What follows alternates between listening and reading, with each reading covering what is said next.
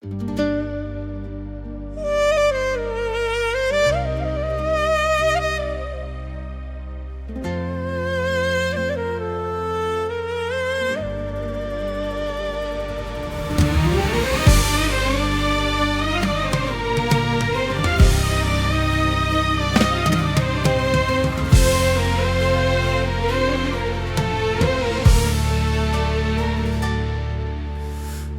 menden her şeyimi aldı gitti. Ümidlerim yarpak kimi, onu da küle saldı gitti. Ümidlerim yarpak kimi, onu da küle saldı gitti.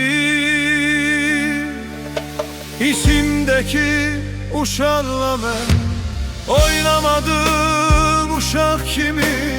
Ben büyüdüm acılarla, o kaldı hey uşak kimim. De kimle söhbet elim, kimle bölüm dertlerimi.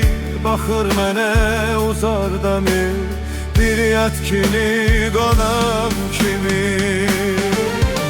İçimdeki uşakla ben oynamadım uşak kimi. Ben büyüdüm acılarla, o kaldı hey uşak kimim. De kimle söhbet elim, kimle bölüm dertlerimi. Bakır mene uzaktan ey, bir yat kimin konar kimin.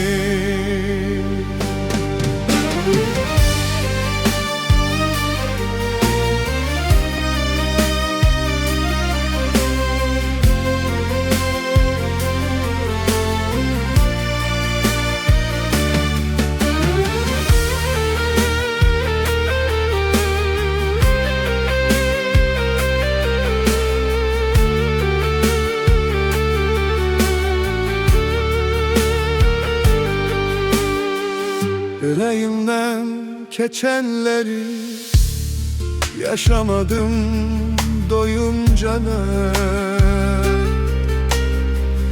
Arzularım arzu kimi, arzularda kaldı gitti. Arzularım arzu kimi, arzularda kaldı gitti.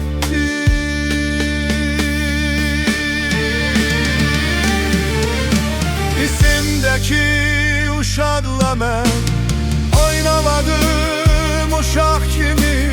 Ben döyünüm acılarla, o kaldı hey şak kimin. De kimle söhbet edim, kimle bölüm dertlerimi.